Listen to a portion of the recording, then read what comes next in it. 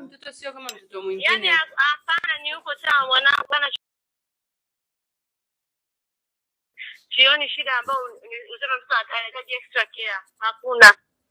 Yaani ni sasa Madam Asnat. Ni sasa na mtoto mwingine tu anayeishi, hahitaji extra care yoyote. Usema mtoto labda hawezi atakuwa afanywe hivi, hapana. Na ndio maana hata Rehema aliweza kuishi naye. Tena alikuwa peke yake. Madam Asnat. Unaongea na Joyce Kiria hapa. Ndio. Sasa madam, hapo kuna changamoto. Haimaanishi dada mmoja kama aliweza kumudu mtoto ambaye kidogo ana changamoto kwamba wote wataweza. Na ndio maana sisi tukawekea haya magrupu. Kama yeye anahisi kama hawezi. Na hiyo yote nitoka jana nilipomwambia. Naona nimemwambia kwa sababu toka jana ndo nilikaa nikamwambia kwamba mimi siwezi kuwahi kurudi nyumbani niache kazi zangu. Nije niwahi mtoto ili nishindwe kumbembeleza, na wakati mtoto yeye anakaa na mtoto anampa masimu, anakaa na mtoto anaongea na simu. Huyo mtoto usiku atalalaje? Ni jana nilipomwambia ndio imekuwa issue kwake. Sasa madam, lakini huyo mtoto hana changamoto yote usema kwamba ni mlizi, hawezi kunyamaza, anasumbua, hapana. Sasa madam, wewe mwenyewe mtoto wako unamwambia dada huwezi utaki mtoto anayelia, unataka akuletee mtoto ambaye ameshalala. Huoni kama hiyo tayari kwanza hiyo ni shida? Mtoto ambaye analia, hakuna mtoto ambaye halii. Nimemwambia hivi, wewe unatakiwa ukae na mtoto. Mimi nikishamaliza shughuli zangu nakuja namchukua mtoto na lala naye, ila sijamwambia sitaki mtoto ambaye analia. Kuna mtoto asiyelia duniani? Hapana, lakini unataka mtoto ambaye ameshabembelezwa, ameshalala, na hiyo ndio maana nakwambia. Na huyu hiyo changamoto ya kwake yeye anaoiona kama yeye anaona ni changamoto sana, basi sasa ukisema basi maana yake nini? Kwa sababu sisi hapa ndio maana tunawapa madaraja matatu. Kuna wadada ambao wana utaalamu wa kudili na watoto ambao kama anaona ni changamoto kwake yeye hawezi kukaa naye, basi anaweza kaenda. Sasa kama mtu amesema hawezi kukaa naye utafanyaje? Sasa unajua unatakiwa na wewe uonyeshe ushirikiano, especially tumewaambia unapochukua dada traditional, ndugu yangu, yani traditional dada ni dada ambaye inabidi wewe ndio uwe mvumilivu, uweze kwenda naye taratibu. Lakini wewe unavyoonekana hapo uendi naye taratibu. Hapo madam uendi naye taratibu. Hapana, kweli ndio maana nikaamua mpaka niwe na msichana mwingine ili yeye anakaa na mtoto, na baada ya kuona kwamba yeye hawezi kumanage hizo kazi zake.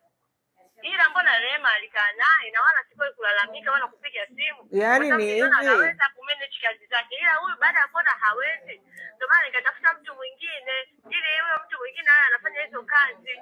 Lakini bado analalamika. Sasa mimi nifanye nini tena? My dear, unajua hata Rehema ndio maana alikataa kuendelea na kazi, kwa sababu alichoka hiyo kazi. Na dada mmoja akiweza kazi kwako, usifikiri wadada wote watakuwa na huo uwezo. Na huyo Rehema mwenyewe hakukaa muda wote full time yeye peke yake. Ni alikuwa anakuja wadada wengine, tena wadada wengine wenyewe sio wanagombana, anaondoka. Lakini sio full time kwamba alikuwa anakaa yeye peke yake. Lakini yani kwa kesi yako madam, kama unataka kutusikiliza, na sisi tunakwambia tuna utaalamu na hizi kazi, wewe una majukumu yako yanahitaji dada ambaye kidogo ana uwezo, sio kama traditional unaochukua. Yaani unahitaji dada ambaye ukipata dada mmoja katika hao traditional ambaye ana uvumilivu, ndio huyo Rehema unayemtaja. Lakini kwa nature ya mtoto wako, na we mwenyewe ni shahidi, ni mtu ambaye ungekuwa una uwezo wa yani kwa mtoto wako utakiwa ukirudi tena urudi mapema na wewe ukae na huyo mtoto, kwa sababu wewe ndio mama wa mtoto na unajua mtoto wako jinsi alivyo msumbufu, jinsi alivyo na hiyo changamoto. Lakini we mwenyewe ni mama unayetaka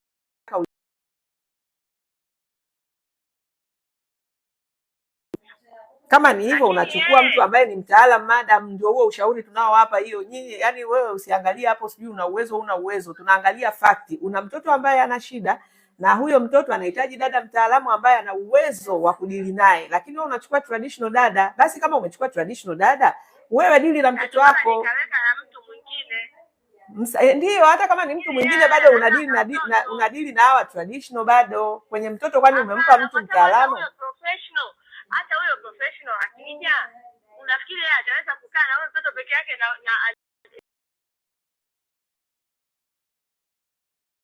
aje hapo wewe usikae na wewe ukae na mtoto wako ili hao wadada wafanye majukumu mengine? Wewe hiyo unaionaje? Majukumu gani na wakati hana jukumu lingine nililompa? Sasa my dear, unajua wewe una watoto watatu. Kwa sababu wanashinda shuleni. Lakini si bado wanarudi. si wanarudi na wanahitaji kuhudumiwa. Anawaogesha hao watoto yeye, anawavalisha hao watoto wakirudi. Na hata jana nimetoka kumwambia, nikamwambia wewe, nimekuambia kazi yako ni mtoto tu.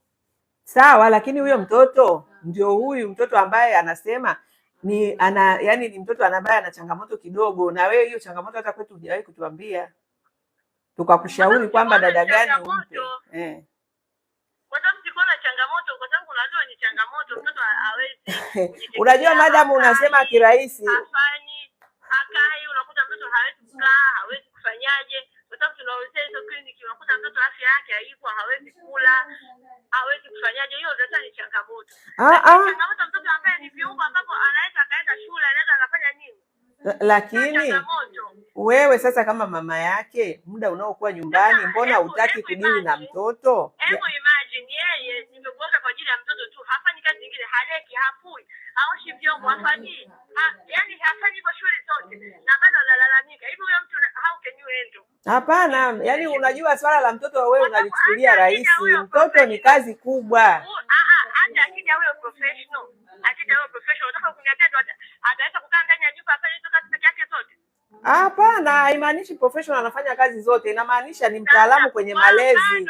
Bado yeye anatakiwa ajitoe zaidi, kwa sababu yeye. Madam, nisikilize nikwambie, professional maana yake ni mtaalamu wa kazi yako ya mtoto, hasa huyo mdogo ambaye ana shida.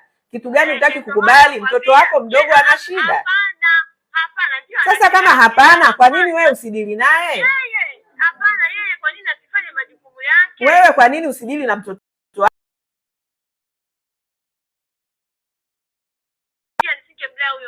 Madam, huyo mtoto wewe unataka kuletewa mtoto ameshalala.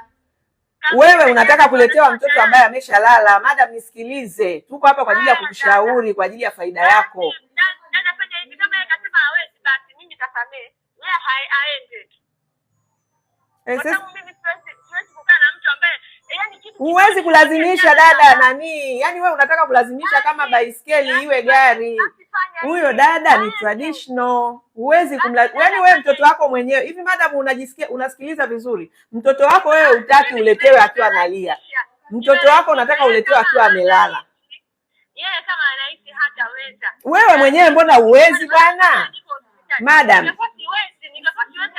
Madam, wewe mwenyewe mtoto wako humwezi. Huyo mtoto wewe unataka uletewe ameshalala. Hivi hicho kitu unakisikia vizuri? Conclusion ni kwamba hawa dada traditional tunawaambia kabisa, ukichukua traditional dada uende naye taratibu. Yaani jana nikumwambia tu kwamba hapana, sasa ukimwambia sisi tuko hapa kushauri. Hapana, huko nakoenda siko, tunatakiwa tuwashauri. Sio watu wenu mayai. Sasa wewe si una traditional dada? Na we mwenyewe ndio ulikuwa unamsifia udada leo hii kwa sababu ameripoti changamoto, yani sasa hivi unaongea hivyo. Alafu dada anadili na kitu mtoto.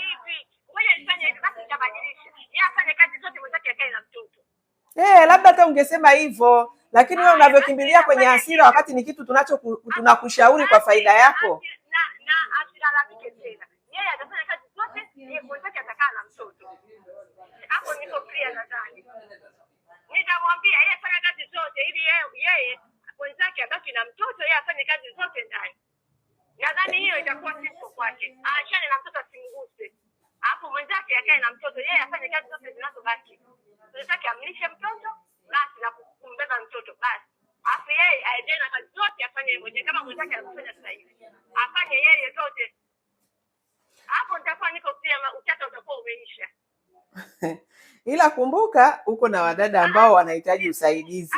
Nimemaliza, lakini sasa umemaliza, hutaki kusikiliza ushauri wetu wakati sisi ndio tunawajua hao wadada. Yeye si hataki hiyo issue ya mtoto.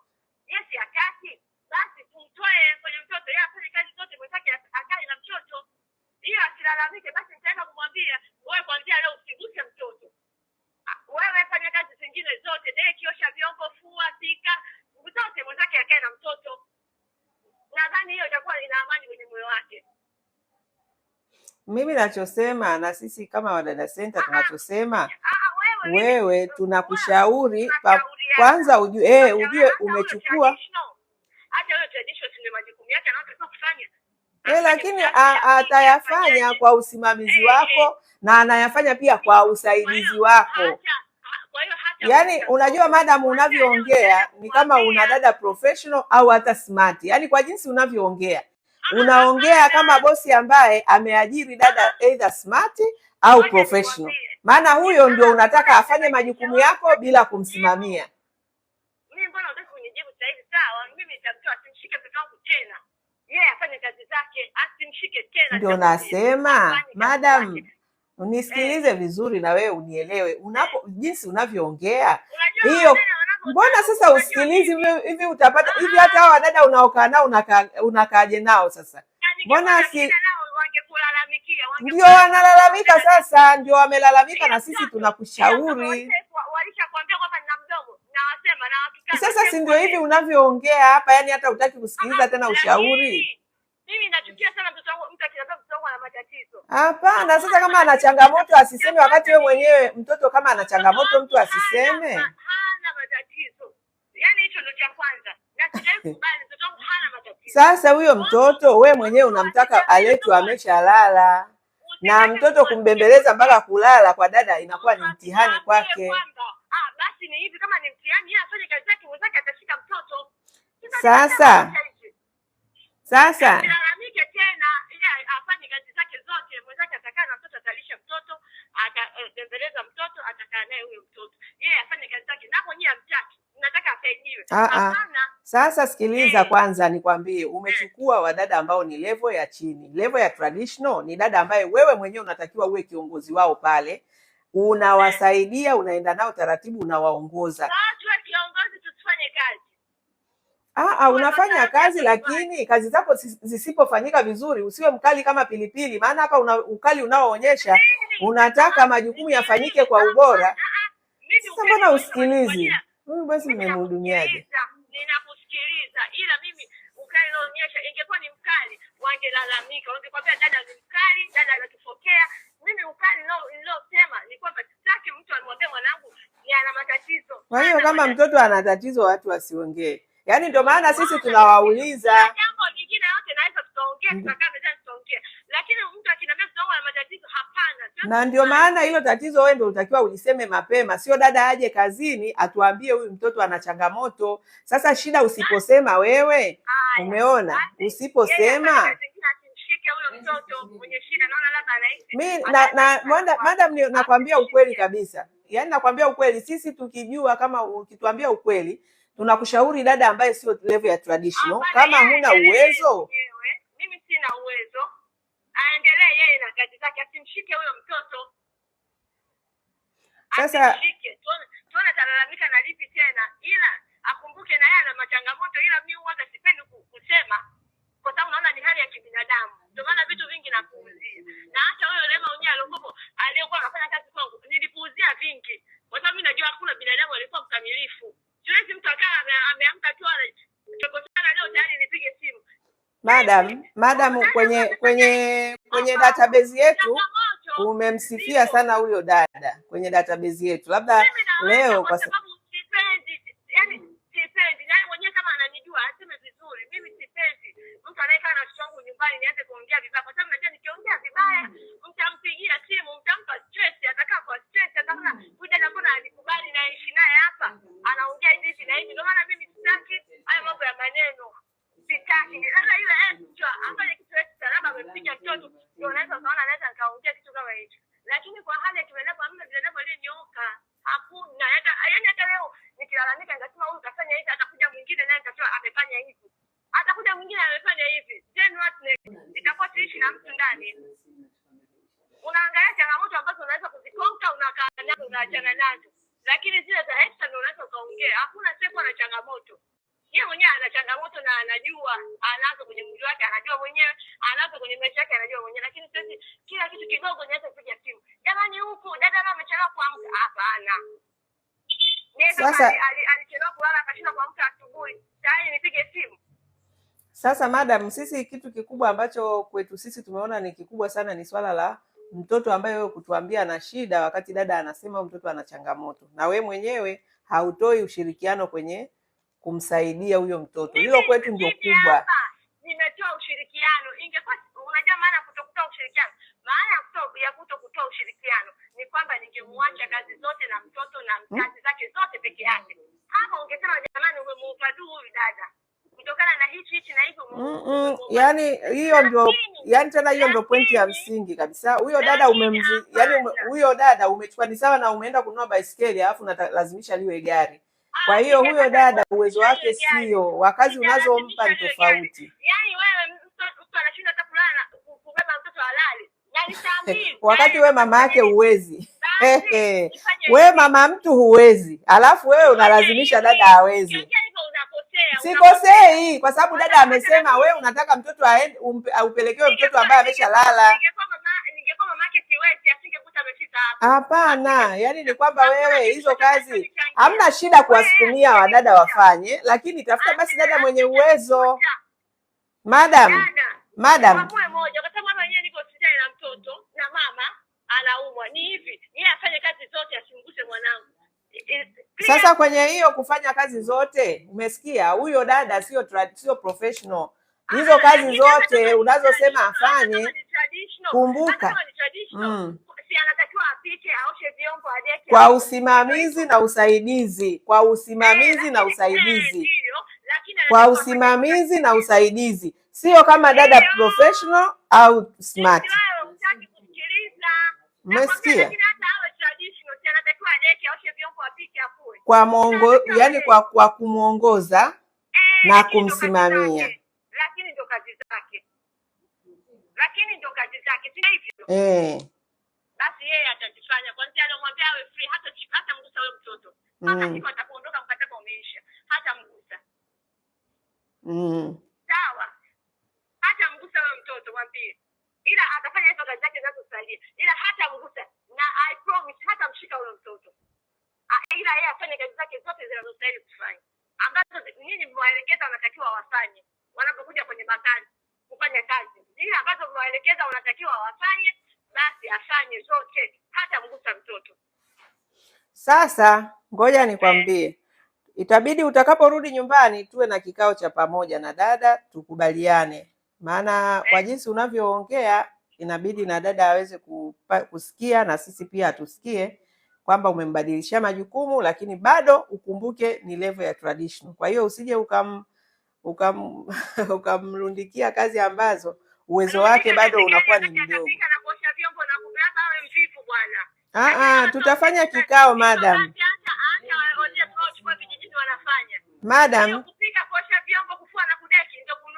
Madam, tutafanya kikao, tukubaliane basi tutafanya kikao pamoja cha wote. Hata kufumua mtoto nywele hajawahi kufumua. Umwambie atafumua mtoto nywele ataki. Madam, nafikiri itakuwa vizuri, ni busara kufanya hiki kikao pamoja na dada asikie kwamba tunambadilishia majukumu yake na anatakiwa kuyafanya vizuri. Alafu na kwenye mtoto atakuwa umembadilisha, yani iwe transition yake ikae vizuri. Na sisi unajua moja ya kitu pia ambacho yani kwa jinsi unavyoongea kwa jazba.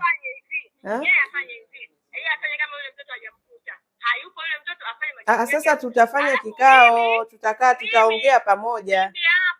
Mimi nitamwambia huyo dada aliyekuwepo, yeye ndo atakaa na huyo mtoto, atakisha amemlisha, amemuogesha, amemvisha, afanya nini, ama zote atafanya huyo dada mwingine. Yeye afanye hizo kazi zake zinazosalia, kwa sababu hamna kulima pale, useme analima, useme anaangalia bustani, hakuna.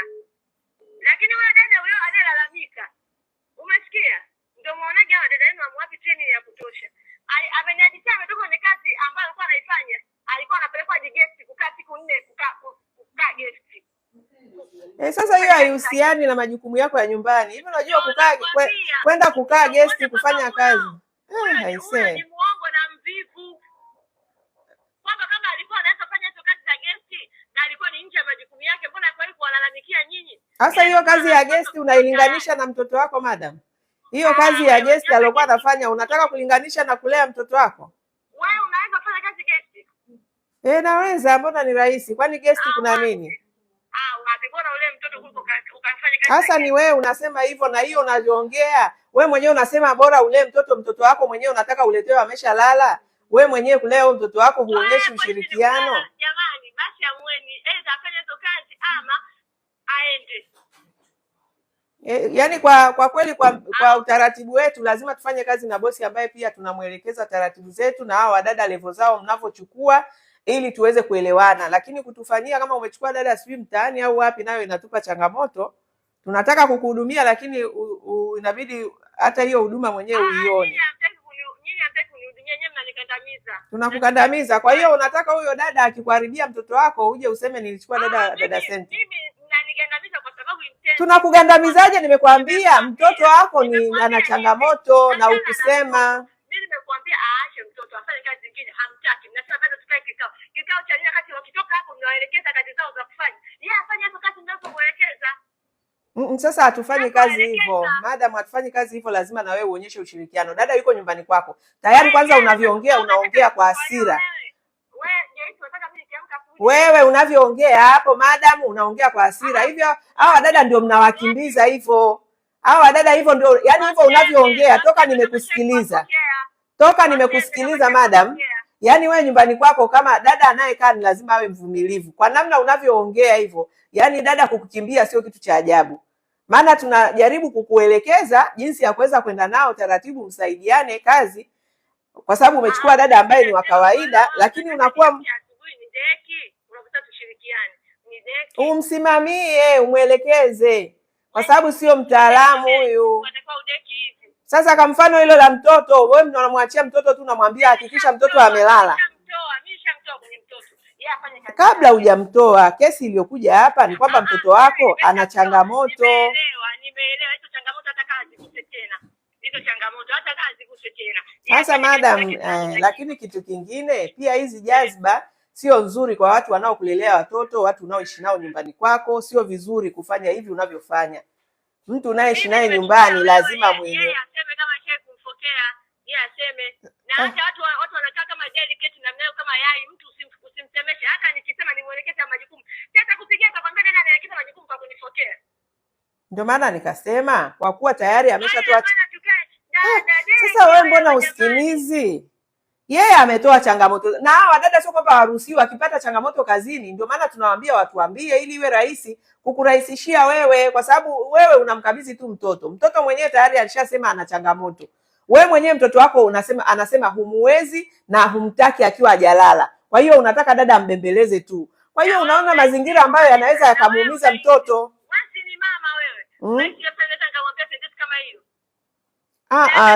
Kuna wako wamama wengi bwana, wako wamama, hicho kitu ni cha kawaida. Wako wamama wengi ambao, wamama ni wengi sana ambao wanategemea wadada kulea watoto.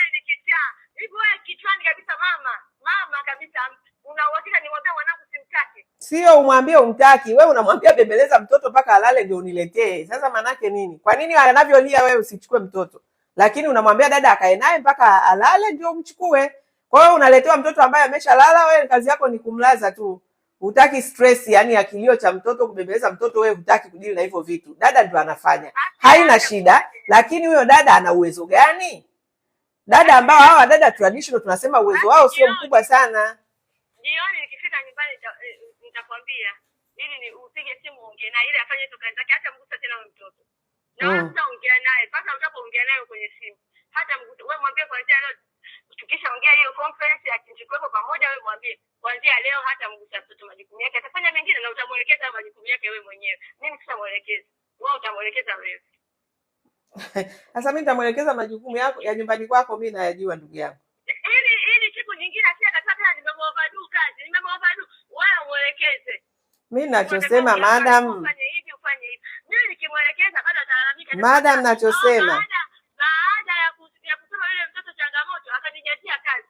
Haya, wewe utamuelekeza ukiamka asubuhi utakuwa ufanye 1 2 3 4 5 6 mpaka siku inaisha ili awe na amani. Sasa hiyo sio kazi yangu. Tafadhali naomba tuheshimiane na naomba tufanye kazi kwa mipaka. Naomba tufanye kazi kwa kuheshimiana na kwa mipaka. Nachotaka kusema ni hivi, unachukua dada wa bei rahisi, alafu unaenda kumtaka kufanya kazi na dada wa level za juu. Naomba naomba hilo ulielewe. Naomba hilo ulielewe dada. Yaani unachukua dada wa traditional alafu unataka awe professional, hicho kitu hakiwezekani. Kwa hiyo sisi hawa traditional tunatakiwa tushauriane namna ya kwenda nao taratibu. Hujawahi nini? Huyo tayari ana mtoto ambaye anatakiwa akae na professional. Mtoto wako huyu anatakiwa amhandle dada ambaye anajua uwezo wa malezi. Wewe umechukua dada ambaye hajui. Nimemleta anayejua, hata ndio yeye. Nimemleta anayejua, hata ndio yeye tena. Sasa ndio hivyo, ukubali. Sio unakaa tu tunashindana, haiwezekani.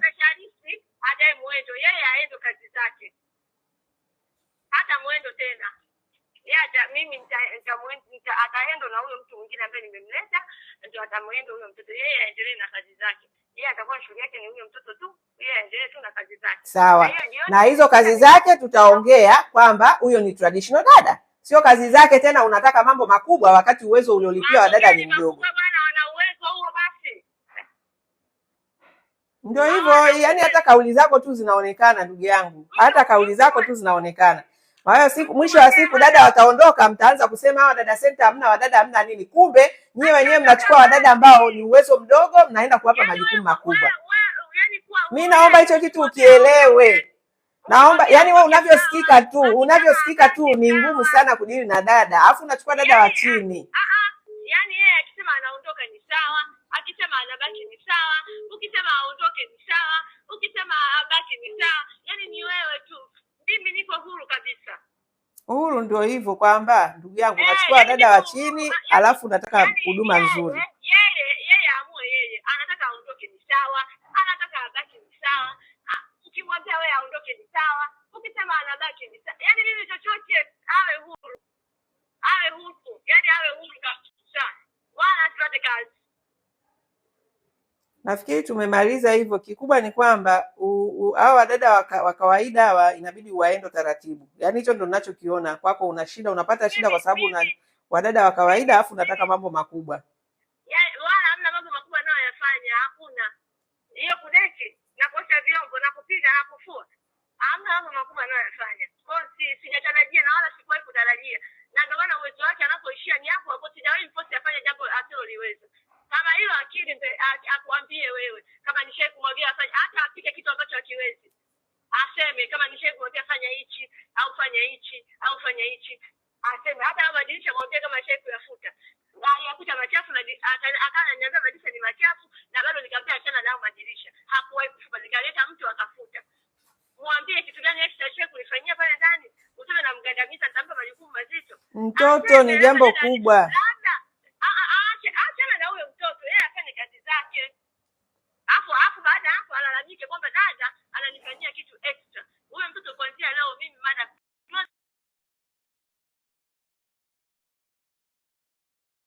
dada ananilimisha au dada ananipa makazi mazito, hilo ndo aje aseme. Lakini kuhusu mtoto hata mgusa tena. Yaani hata mgusa tena.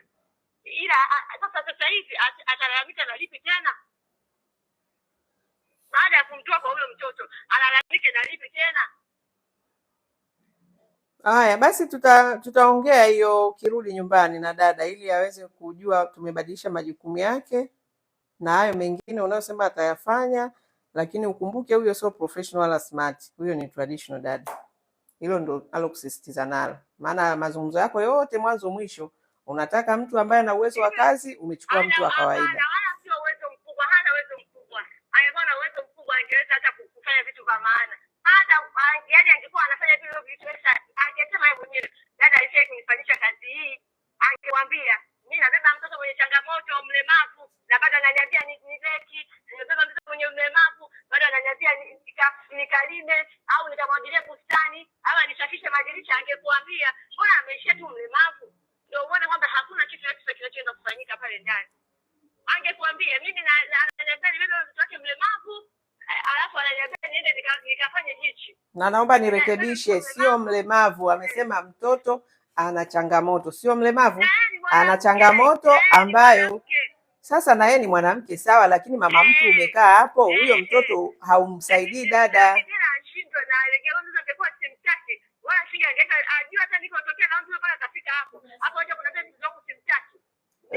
Sio umtake. Madam, naomba uelewe hili jambo. Naomba usitafute pa kujificha.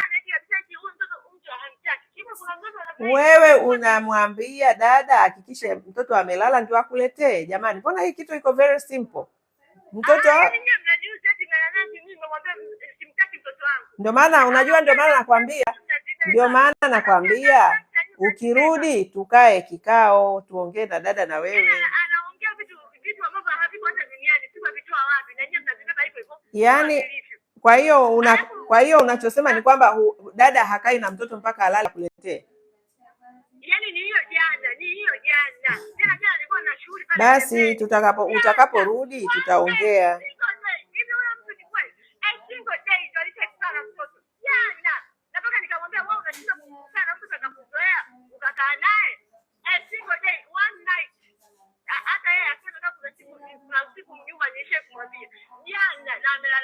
Ndio maana nikasema hii itakuwa nzuri tukiwa wote. Ukirudi tutaongea wote.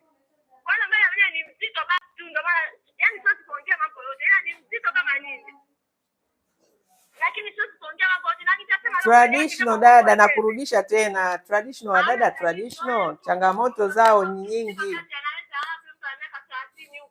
Sasa hawa nyie mnachokosea, unadhani umri wa dada ndio unafanya kazi? Umri haufanyi kazi.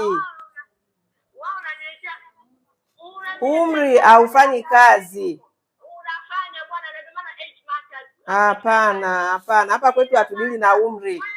Tunatudili na umri kabisa. Hatudili na umri. Wewe kama ulikuwa unafikiri utapata mtu mzima ambaye anafanya kazi kama professional, umejidanganya. Huyo hawezi. Traditional anabaki kwenye traditional tu. Hapana. Hata siku moja usijidanganye kwamba nikichukua mtu mzima ndio atakuwa smart. Hapana.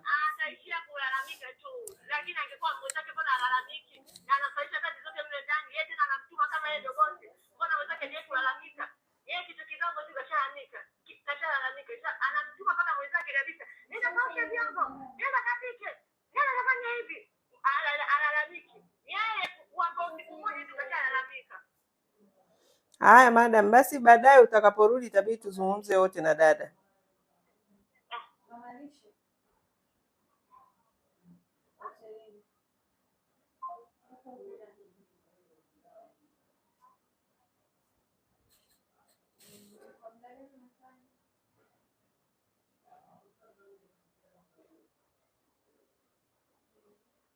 Akila iko wapi?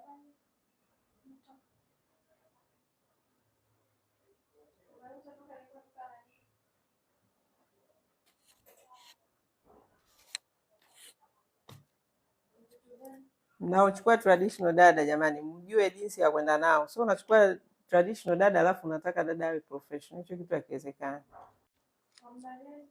Matokeo yake ndo mnaenda huko mnaanza kusema dada unayemchukua uwezo wake mdogo. Wewe mwenyewe mtoto wako anakushinda. Unamwambia mtoto hakikisha amelala ndio uniletee. Alafu unataka dada wa kawaida. Kiambiwa chukua dada mwenye uwezo, mnaruka.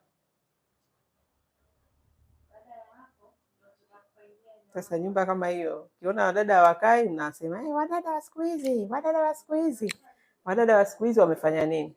Dada kama unachukua level ya kawaida, nenda naye taratibu. Unasema wadada wa siku hizi wakati umechukua mdada wa kawaida, uwezo wake mdogo, wewe mwenyewe kazi zako zinakushinda, unazikimbia na bado unataka huyo dada azifanye. Wewe mbona zimekushinda? Kwa hiyo unapochukua dada traditional, si ushauri wetu umenyooka kabisa, uende naye taratibu. Otherwise ndio haya mambo ya kusumbuana. Wala kutaka kubembelezana kisa nini? Utaki stress, chukua dada professional au dada smart. Yupi? Wa Morogoro huko. Wa Morogoro. Amemchukua dada, yani amechukua traditional. Dada anasema mtoto ana changamoto. Dada sio anadai ana miaka 30. Kwa hiyo anajua kwa sababu ana umri, anakuambia umri matters.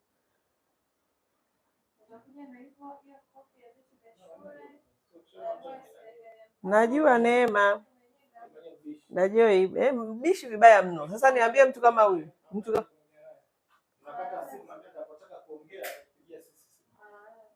Si umemsikia? Yani hakupi nafasi umshauri, umwelekeze.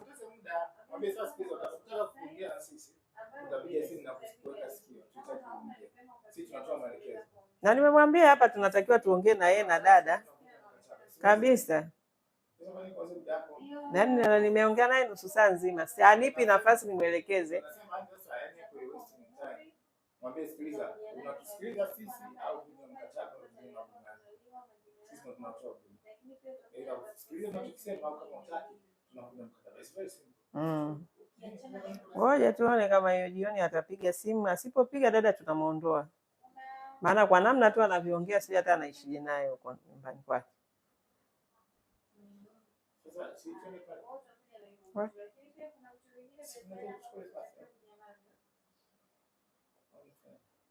Ni wapi hivi tunasema?